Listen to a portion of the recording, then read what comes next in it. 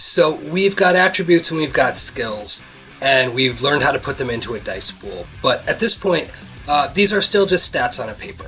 They define, what we can do, but not necessarily who we are and how our character fits into the game setting and into a game session. So from here, we're going to go and choose a heritage for our character. And that heritage indicates their cultural and their ethnic background, where they come from, what group they come from. And, in the setting, before the War of Ashes, before the apocalypse, most of these groups were fairly sequestered. There wasn't a lot of intermingling between them, and now there is. So now we have these groups who are all together, forced to live together in the apocalypse. So this heritage, which ties into their lineage, is going to define, where they came from prior to the start of the story. So where in the past there had been many, many heritages spread out across Enoch, the War of Ashes was really brutal, and a lot of them didn't survive. The core rules is going to focus on 4 of those groups of survivors that have come together under the banner of the Varangian Alliance, and that's going to start with Elonian, She, Steelbrand, and Warg.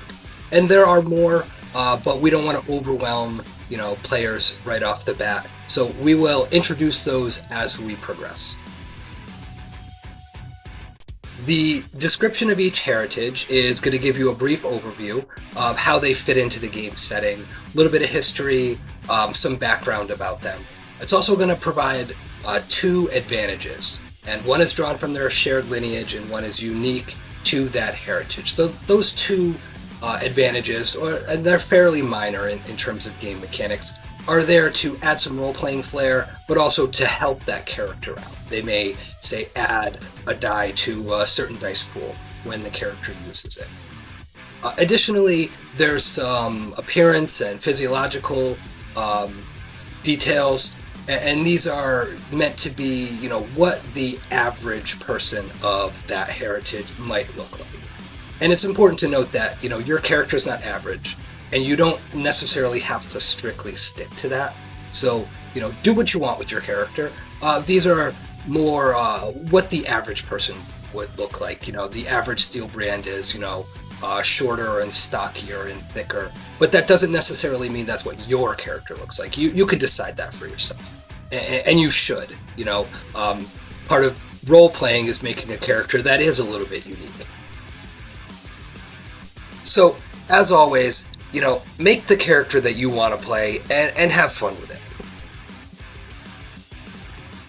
So first up are Elonians, and they are of Hamana descent. The Hamana, who would become Elonians, are descended from the first Hamana settlers who traveled to Enoch about 3 centuries earlier. They're versatile, they're adaptable, they tend to have a medium build, brown, blonde, or black hair. Skin can be anywhere from an ivory white to a dark ebony. As far as advantages go, Hamana have 2 key advantages. One, jack of all trades. So they can choose one skill category, whether knowledges, proficiencies, or talents, and they get a phantom die in each of those skills, each of those 8 skills. So basically what that does is it gives them 1 die in a situation where they don't have any skill. They also have Master of One, which allows them to choose any one skill they want, and they get a permanent +1 bonus to that one skill. The only caveat to that is they can't choose a skill that's in the same category as their Jack of all trades. So if they chose proficiencies as their Jack of all trades, they can't choose, say, melee. They would have to choose either a knowledge or a talent. They can't double up. So our next option would be She, spelled S-I-D-H-E, and they are of Elfwind descent. The She were once the mighty rulers of the nation of Aelu in the central forests of Enoch. Their forest homes destroyed, they've become refugees, and they've taken up with the Varangian Alliance. In terms of appearance, they tend to be tall and thin, with their signature slanted eyes and elongated ears. Their skin and hair tends to be brightly colored, often red, orange, or yellow. In terms of advantages, they get serene slumber, which allows them to avoid any ambush penalties while resting. It also makes them immune to sleep effects. And they get acute perception, which gives them +1 die on all aim and awareness skill rolls. Plus, they can ignore 1 die of darkness penalty per point of wisdom rating. Our third choice are Steelbrand, and they are of Dvergar descent. The original inhabitants of the Ironvar Mountains, the Steelbrand, were once held as servants due to the Elven Civil War. During the War of Ashes, they've broken free to forge their own destiny. Steelbrand tend to be strong and thick, big shoulders, thick legs. Their hair tends to be a white or a gray color, which matches their pale-looking skin, from a life of living basically underground. In terms of advantages, Steelbrand gain Logical Mind, which grants them +1 die on all engineering and metallurgy skill rolls. It also gives them +1 resistance to mental conditions. They also get Body of the Underworld, which doubles their stamina when attempting to hold their breath. And it allows them to ignore 1 die of complete darkness penalty per point of intellect attribute. So our final choice is going to be Warg, who are of Cro-Mag descent. So Warg, in terms of their history, have had a very adversarial relationship with most of the other heritages.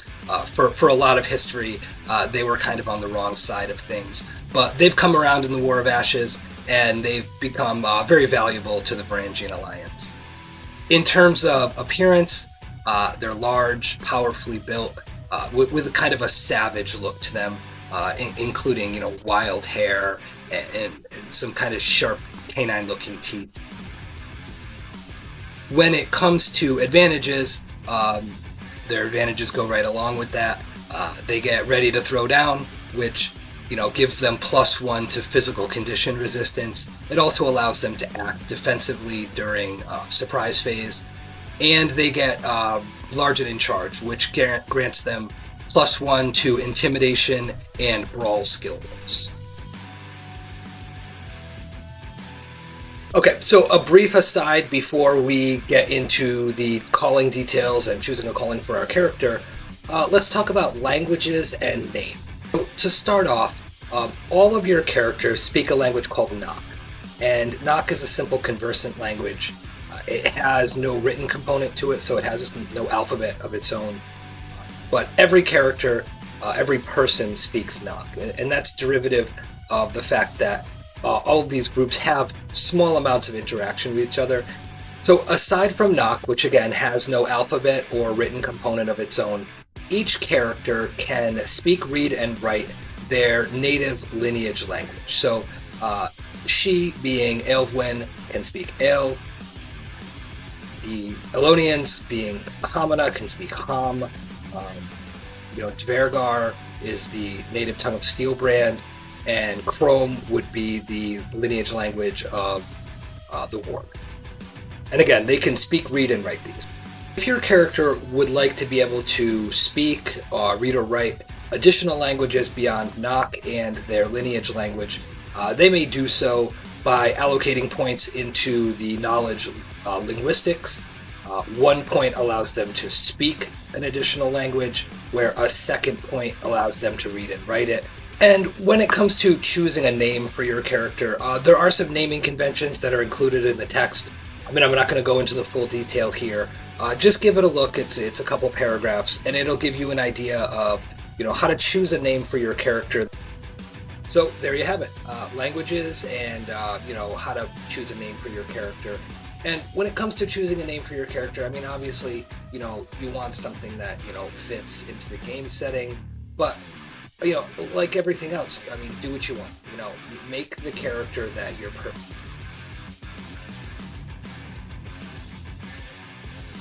So, the moment of truth. We're building a character, so what am I going to choose? And like I said, I have a concept in mind. I want to make my character a former soldier who works as, kind of a muscle for hire. So I'm going to choose Steelbrand. So here's our character sheet so far, and I've gone and noted Steelbrand as the heritage, and I put my advantages in there. I've also noted that languages, I speak Tver, because that's, I'm a Tvergar lineage. I used my 1 point of linguistics, which I took in knowledges, to pick up Ham as a second language, which my character can speak, but he can't read or write in it. So he's conversant in it, but that's it. I named this character Brevin Ironfist. I put an appearance in. He's wide, he's thick, white beard, blue eyes, funny, boisterous, a little rugged and calloused, which I think goes along with the concept. I mean, if you look at the attributes and the skills that I chose, melee and brawl and ecology, charm and command, negotiation, it really all kind of lends itself to the concept that I've chosen for this character. So we're done with that step. So we're going to move on, and our next choice is going to be selecting a calling. So as always, make the character that you want to play and have fun with it.